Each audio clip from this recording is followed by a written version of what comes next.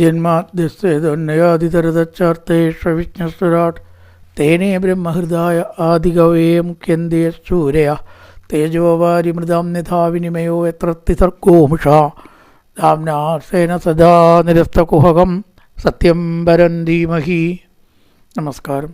സനാതനധർമ്മ സംഹിതകൾ പങ്കുവയ്ക്കാനുള്ള ചാനലായ നാദശ്രീയിലേക്ക് എല്ലാവർക്കും സ്വാഗതം. പ്രിയരെ, ചാനൽ സബ്സ്ക്രൈബ് ചെയ്യാനും ലൈക്ക് ചെയ്യാനും ഓർമ്മപ്പെടുത്തിക്കൊള്ളുന്നു. ശ്രീമദ് ഭാഗവതം ഭഗവാന്റെ ദ്വാരകാ പ്രവേശമാണ് നമ്മൾ പറഞ്ഞുകൊണ്ടിരിക്കുന്നത്. ഇന്നലെ പറഞ്ഞു, സമൂഹ്യ ചാപമജഹാ പ്രമദോത്തമാസ്ത. മന്മഥനെ പോലും മുട്ടുകുത്തിക്കുന്ന മന്മഥലീലകൾ സ്ത്രീകൾ പ്രയോഗിച്ചുവെങ്കിലും അവർക്ക് വശകനായി എന്ന ഭാവം മാത്രം ഭഗവാനുണ്ടായി. ജീവിക്കുമ്പോൾ എല്ലാം വേണമല്ലോ, പക്ഷെ ഒരിക്കലും ഭഗവാന്റെ മനസ്സിനെ ശരിക്കിളക്കാൻ, ഇളകിയെന്ന് കാണിക്കല്ലാണ്ട് ശരിക്കിളക്കാൻ അവർക്ക് കഴിഞ്ഞില്ല. യസ്യേന്ദ്രിയം വിമതിതും കുഹകേർ നശേകു സാധിച്ചില്ല. തമയം മന്യതേ ലോകോകസംഗമഭിസംഖിനം ആത്മോപമേന മനുജം വ്യാവൃണ്ണാനം യഥോ ബുധ.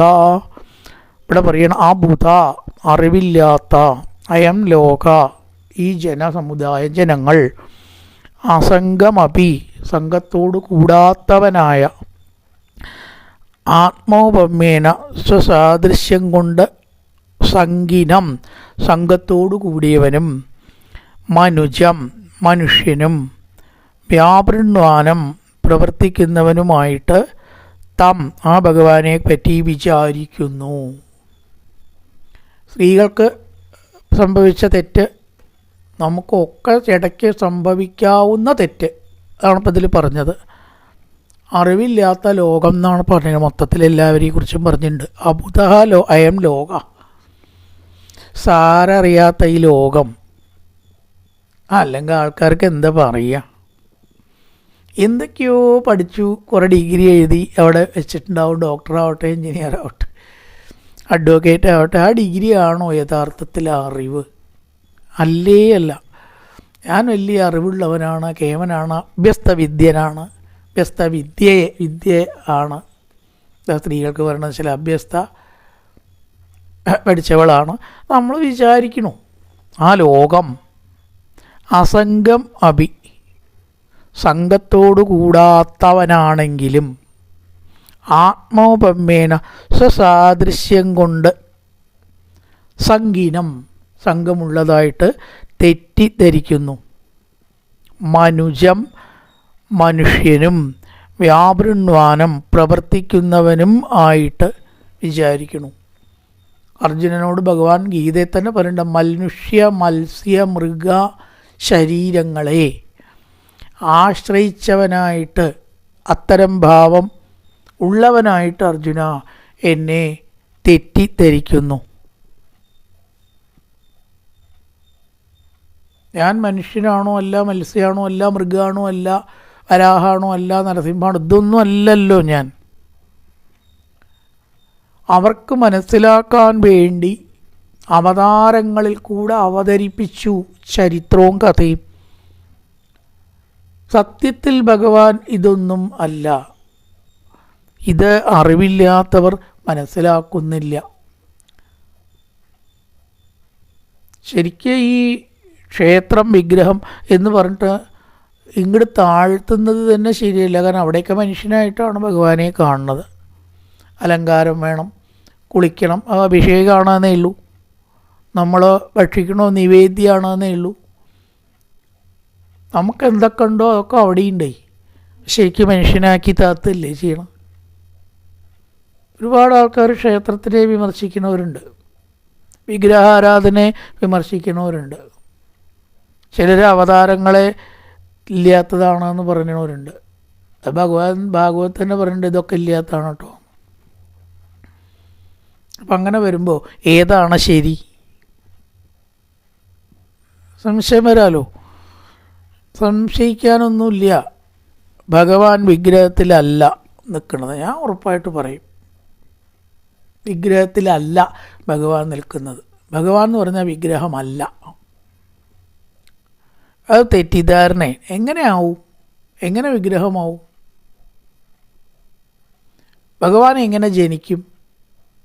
ഭഗവാൻ എങ്ങനെ അവതാരങ്ങൾ സ്വീകരിക്കും? ഇപ്പം നിങ്ങളിപ്പോൾ ഈ പറഞ്ഞുകൊണ്ടിരിക്കുന്ന അവതാരങ്ങളോ?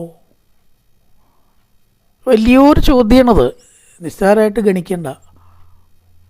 അത് ഭാഗവതം 3-ാമത്തെ അധ്യായം നമ്മൾ പറഞ്ഞു, ഓർക്കുണ്ടോ എല്ലാവരും എന്ന് അറിയില്ല. അതിൽ പറഞ്ഞിട്ടുണ്ട് ഇതെല്ലാം അവിദ്യ ആത്മനി കൃതേ.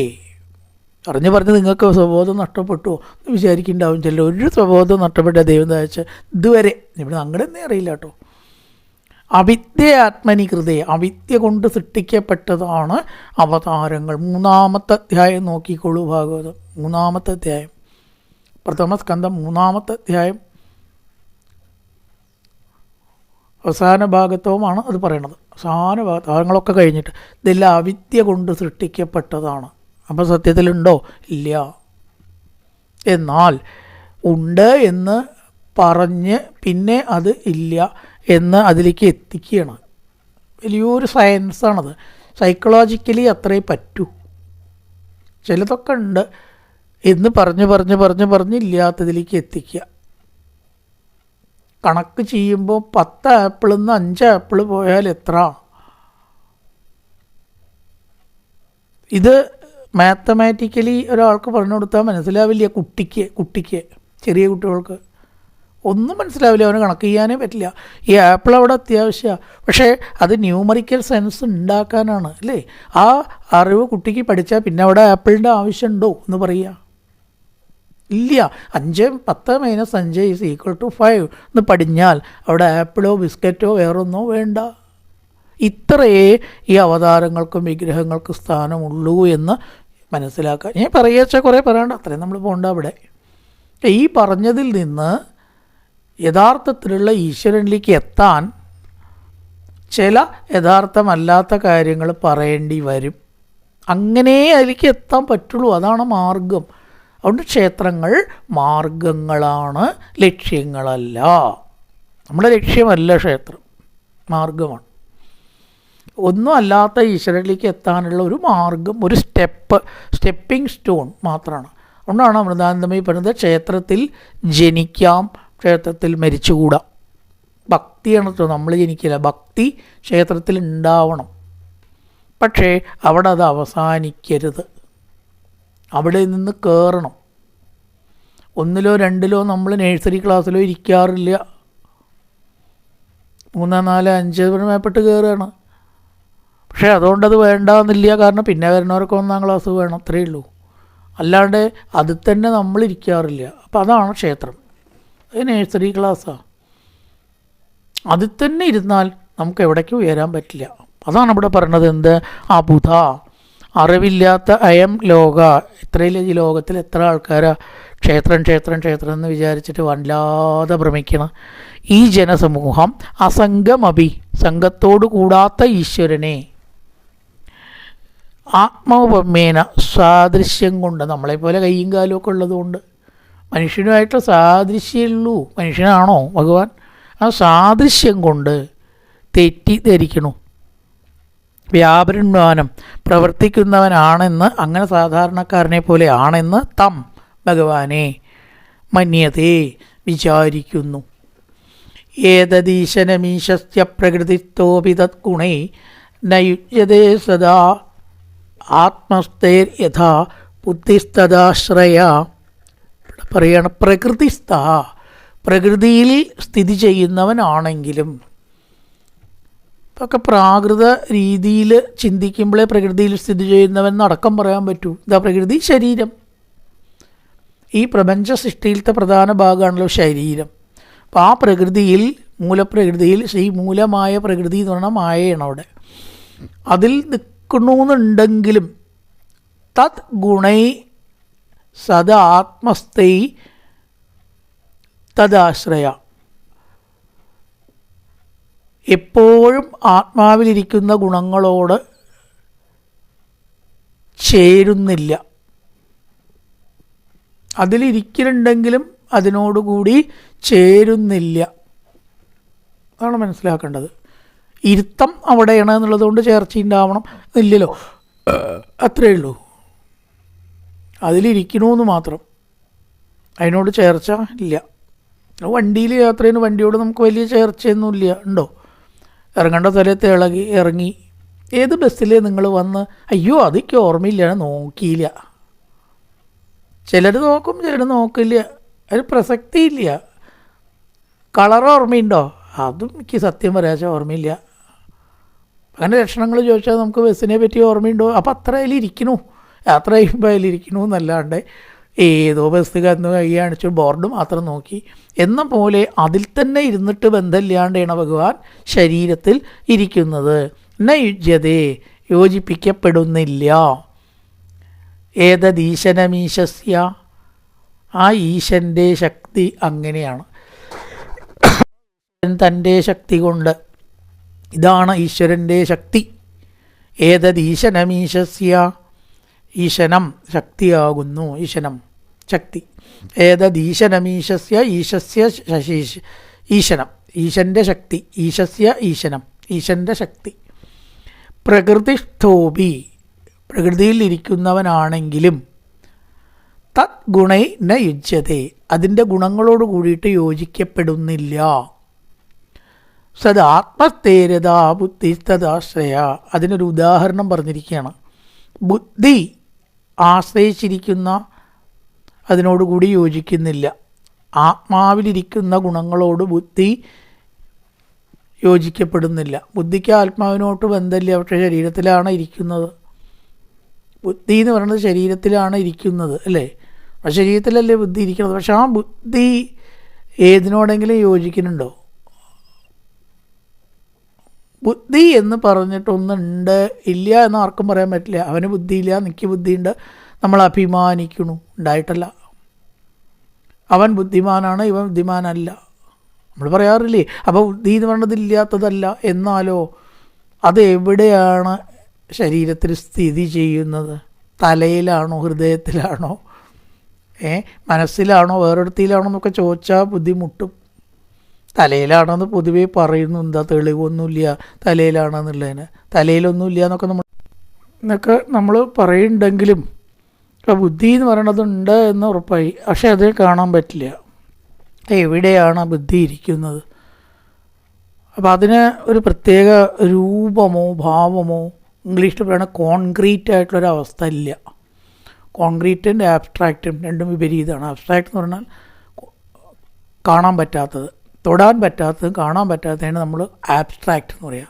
കോൺക്രീറ്റ് എന്ന് പറഞ്ഞാൽ കാണാനും തൊടാനും പറ്റുന്നത്. അപ്പം അങ്ങനെ ഒരു എക്സിസ്റ്റൻസ്, അങ്ങനെ ഒരു നിലനിൽപ്പില്ല ബുദ്ധിക്ക്. അതുകൊണ്ട് ബുദ്ധി അതിലൊന്നും ബന്ധമില്ലാതെയാണ് ഇരിക്കുന്നത്. ഒരാൾ മരിച്ചോട് കൂടിയിട്ട് അയാളുടെ ബുദ്ധി കഴിഞ്ഞു, പിന്നെ അയാൾക്ക് ബുദ്ധിയില്ലല്ലോ. അപ്പോൾ ഈ ബുദ്ധി എപ്രകാരം ശരീരത്തിൽ ബന്ധമില്ലാതെ ഇരിക്കുന്നുവോ നണ്ടാനും അതുപോലെ ഭഗവാൻ ഈ മായയിലും ശരീരത്തിലിരിക്കണു എന്നല്ലാണ്ട് യാതൊരു ബുദ്ധിയില്ല. യഥാ ബുദ്ധി തദാശ്രയ, ആശ്രയസ്ഥാനമായിട്ടുള്ള ശരീരത്തിൽ ബുദ്ധി ഇരിക്കുന്നു ബന്ധമില്ലാതെ. അതുപോലെ ഭഗവാൻ ശരീരത്തിലിരിക്കുന്നു. തം മേനിരേ അബലാമൂഢാത്രൈണഞ്ചാനു വ്രതൻരഹ അപ്രമാണവിദോ ഭർത്തുരീശ്വരം മതയോ യഥാ. മൂഢ, അറിവില്ലാത്തവരായ അബല സ്ത്രീകൾ. തം, അവനെ, ഭഗവാനെ, ത്രൈണം, സ്ത്രീകൾക്ക് അധീനനും, രഹ, ഏകാന്തത്തിൽ വസിക്കുന്നവനും അനുസരിക്കുന്നവനും, ഭർത്താവിൻ്റെ പ്രമാണത്തെ അറിയാത്തവരായിട്ട് വിചാരിച്ചു. തൻ്റെ ഭർത്താവ് ആരാണെന്നോ എന്താണെന്നോ മനസ്സിലാക്കാതെ അവർക്ക് അടിമപ്പെട്ടവനോ അവർക്ക് വിധേയനാണെന്നോ അവർ ധരിച്ചു. മൂഢകളായിട്ടുള്ള അബലകൾ. തം മേനിരേ അബലാമൂഢ, മൂഢ എന്ന് വിശേഷണം, അബല എന്ന് കർത്താവ്. മൂഢകളായിട്ടുള്ള സ്ത്രീകൾ അബലന്മാർക്ക് വിധേയനായിട്ട് വിചാരിച്ചു. സ്ത്രൈണൻ എന്ന് പറയുന്നത് നമ്മൾ സ്ത്രീകൾക്ക് വിധേയരായാണ് ത്രൈണം എന്ന് പറയുക. സ്ത്രൈണം ചാനു വ്രതം രഹ, ഏകാന്തത്തിൽ വസിക്കാൻ, സ്ത്രീകളുമായിട്ട് കഴിഞ്ഞുകൂടാൻ ആഗ്രഹിക്കുന്ന പ്രാകൃതനെ പോലെ വിചാരിച്ചു.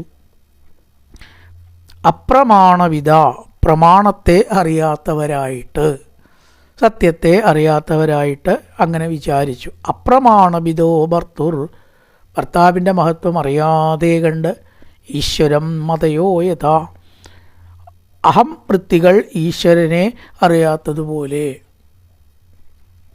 നമ്മുടെ ശരീരത്തിലുള്ള ആത്മാവിനെ അഹങ്കാരമോ മറ്റു ബുദ്ധിയോ അറിയണില്ല. ഈശ്വരൻ അതിനെ അങ്ങോട്ട് അറിയുന്നുണ്ട്, പക്ഷെ അവ ഇങ്ങോട്ട് അറിയുന്നില്ല. ആത്മാവിനെ അറിയാത്ത ബുദ്ധിക്ക് ജീവനില്ലല്ലോ സത്യത്തിൽ പറയുകയാണെങ്കിൽ. അഹങ്കാരം, ബുദ്ധിയൊക്കെ നിർജീവമാണ്. അതുകൊണ്ട് അവയ്ക്ക് എന്തിനു കഴിയില്ല? ആത്മാവിനെ അറിയാൻ കഴിയില്ല. എന്നാൽ ശരീരത്തിലല്ലേ ആത്മാവ് ഇരിക്കുന്നത്? അതെ, ആത്മാവിനെ അറിയാൻ ആർക്ക് കഴിയില്ല? ബുദ്ധിക്കും അഹങ്കാരത്തിനും ചിത്തവൃത്തികൾക്കും കഴിയുന്നില്ല. തറ ബുദ്ധിമുട്ടണു ഈശ്വരനെ അറിയാൻ, സദാ ബുദ്ധിമുട്ടാണ്, എന്നിട്ടും അറിയണില്ല. അതുപോലെ ആ സ്ത്രീകൾ തൻ്റെ ഭർത്താവിൻ്റെ യഥാർത്ഥ മഹത്വം അറിയാതെ ഈശ്വരം മതയോ യഥാ, ഈശ്വരനെ ബുദ്ധിയാദി വിചാരങ്ങൾ അറിയാത്തതുപോലെ, ആത്മാവിനെ അറിയാത്തതുപോലെ ആ സ്ത്രീകൾ ഇവരെ ഒന്നും ഭഗവാനെ അറിയാതെ കഴിച്ചുകൂട്ടി എന്നും പറഞ്ഞിട്ടാണ് ദ്വാരകാപ്രവേശത്തിനെ വർണ്ണിക്കുന്നത്. അടുത്തതായിട്ടുള്ള അധ്യായമാണ്. അപ്പം ഇതിൻ്റെ പാരായണം നമുക്കൊന്ന് നോക്കാം. ഹരേ രാമ രാമ രാമ ഹരേ ഹരേ, ഹരേ കൃഷ്ണ കൃഷ്ണ കൃഷ്ണ ഹരേ ഹരേ, ഹരേ രാമ രാമ രാമ ഹരേ ഹരേ, ഹരേ കൃഷ്ണ കൃഷ്ണ കൃഷ്ണ ഹരേ ഹരേ, ഹരേ രാമ രാമ രാമ ഹരേ ഹരേ, ഹരേ കൃഷ്ണ കൃഷ്ണ കൃഷ്ണ ഹരേ ഹരേ. സർവത്ര ഗോവിന്ദനാമസങ്കീർത്തനം, ഗോവിന്ദ ഗോവിന്ദ. അതാ ഏകാദശോധ്യായ.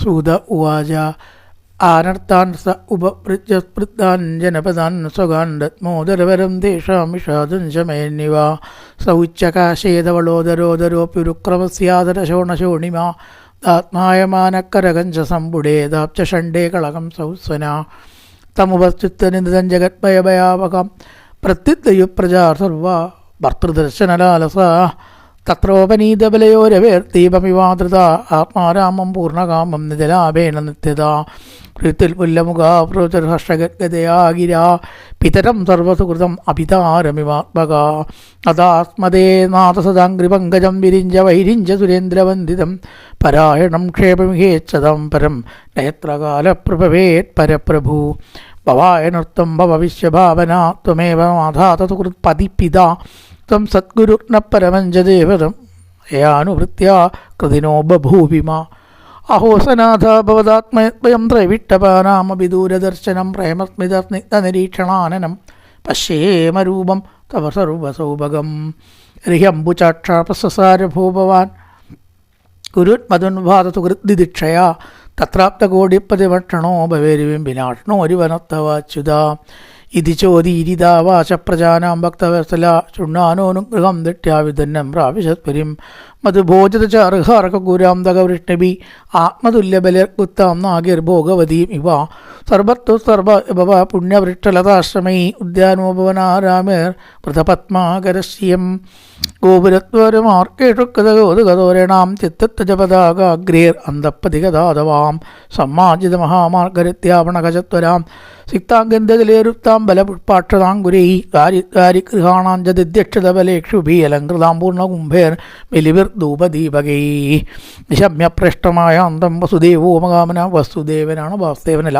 വസുദേവോമകാമന അക്രൂരച്ചോഗ്രതേനച്ച രാമച്ചർബുദവിക്രമാപൃത്യുന്നച്ചാരുതേഷ്ണച്ച സാംബോജാംബവതീ സുത പ്രകർഷ ഏകോവംശശിതശയനാസനഭോജന വാരണേന്ദ്രം പുരകൃത്ത ബ്രാഹ്മണേതസുമംഗളൈ ശങ്കദൂരനിനാദേന ബ്രഹ്മഘോഷേണ ജാതൃത പ്രത്യുക്തത്മോഹൃദേർകൃഷ്ട പ്രണയാഗത സാത്വതാവാരമുഖ്യാച്ചതശോയാനേ തത്തശ്ചനോത്സുക രസകുണ്ടല നിർഭാതകപോലവദനശ്രിയാം നർത്തകഗന്ധർവ സൂതമാഗതവന്ദിനാ ഗായന്തിയോത്തമശ്ലോകച്ചരിതാന്യത്ഭുതാനി ച ഭഗവാം തത്ര ബന്ധൂനാം പൗരാണാവനുവർത്തിനാം യഥാ വിദ്യുപസംഗമ്യ സർവേഷാമാനമാർദ്യ പ്രക്വാഭിവാദനാശ്ലേഷകരസ്മിദേക്ഷണൈ ആശ്വാസ്തചാപാകേഭ്യോ വരേ ച അഭിമതേർവിഭു സ്വയം ച ഗുരുഭിർവിപ്രേ സദാരേ സ്ഥവിരേരഭി ആശീവിദ്യമാനാനാം ആശീവിദ്യമാന്യോന്യബന്ധിപ്പിച്ച വിശൽപരൻ രാജമാർഗം ഗതേ കൃഷ്ണേ താരകായാകുലത്രിയാഹർമ്യാണ്യാരുരുകർ വിപ്രാതദീക്ഷണമഹോത്സവ നിത്യം നിരീക്ഷമാണാനാം യഥഭിദ്വാരഗോഗതാം നൈവതൃപ്യന്തി ഹിതശിയോദാമാംഗം അച്യുതം ഷിയോ നിവാസോ യസ്യോരപ്പാനപാത്രം മുഖം ദിശാം ബാഹവോ ലോകപാലാനാം സാരംഗാണാം പദാംബുജം സിതാതപത്രഭജനേരുപർക്കൃത പ്രസൂനവർഷേ അഭിവർഷിതപതിശങ്കവാസാവനമാലയാ ബഭൂഖനോ യഥാർക്കോടുപചാപവൈദ്യുതൈ പ്രഭിട്ടത്തു കൃകം പിത്രോ പരീക്ഷത്വമാതൃഭി വന്ദേ ശിരസാ സപ്തദേവകീ പ്രമുഖാമുദാ താ പുത്രമംഗമാരോപ്യ സ്നേഹത്നതപയോധരാകഷ്ടവിക്കുലിതാത്മാന ശിശിചുർനേത്തദേജലേകി അതാ വിശ്വസ്വനം ദർവകാമനുത്തമം പ്രാസാദായത്ര പത്നീനന്ദസ്രാണി ഷോഡശ പത്നപതിം പ്രോച്ച ഗൃഹാനുഭാഗതം വിലോക്യ സംജാതമനോമകോത്സവ ഉത്തത്തുരാധാ സഹസാസനാശയാ സാകം പ്രതിർവീഡിതലോചനാനനാ തമാത്മജേ ദിഷ്ടിവിരന്തനാത്മന ദുരന്തഭാവ പരിരേഭിരേ പതിം നിരുദ്ധമപ്യാത്രപദം പുനേത്രയോ വിലച്ചതീനാം മൃഗോരിരവൈക്ടവാപ്യതോ പാർശ്വഗതോ രഹോഗതത്തദാപി തസ്യാംഗൃഗം നവം നവം പതേ പതേ കാവിരമേതത്പദാചലാപി യക്ഷീർണ ജഹാധികർക്കിചേൽ एवं द्रमाणान्तिदिवारजन्मनाम् अट्रोहिणीभिः परिवृत्ततेजसां निधाय वैरञ्जतनो यथानलम्बितो वधेर्मुपरतो निरायुधा सयेष्ठनरलोकेऽस्मिन्नवतीर्णत्वമായ രമേ തീരത്നകൂടത്തോ ഭഗവാൻ പ്രാകൃതോ യഥാ ഉദ്ദാമ ഭാവപിശുന അമലവൽഗുഹാസാണ് മലയില്ല ഉദ്ദാമ ഭാവപിശുന അമലവൽഗുഹാസ വ്രീഡാവലോക നിഗതോ മദനോ വിയാസാം സമ്മുഖ്യചാപമകജാൽ പ്രമദോത്തമാസ്ത യസേന്ദ്രിയം ദിമരിതം കുഹകേർണശേഖു തമയം മന്യതേ ലോകസംഗമപി സംഗിനം ആത്മോപമേന മൃദം വ്യാവൃണ്വാനം യദ്വാബുധ ഏതദീശനമീശത്യാ പ്രകൃതിത്വ വിധ ഗുണൈ നയുജ്യതേ തഥാ ആത്മത്തേരഥാ ബുദ്ധിത്തദാശ്രയ തമ്മേ നിരേബല മൂഢാ തേണഞ്ചാനുപ്രസന്നക അപ്രമാണവിദോ ഭർത്തുരീശ്വരം മതയോ യഥാം ശ്രീകൃഷ്ണായ നമാശീതി ശ്രീമദ്ഭാഗവതേ മഹാപുരാണേ പാരമഹംസ്യാം പ്രഥമസ്കന്ധേ നമിഷയോ വാക്യാനേ ശ്രീകൃഷ്ണദ്വാരക പ്രവേശോ നാമ ഏകാദശോധ്യായ സർവത്ര ഗോവിന്ദനാമ സങ്കീർത്തനം ഗോവിന്ദ ഗോവിന്ദ.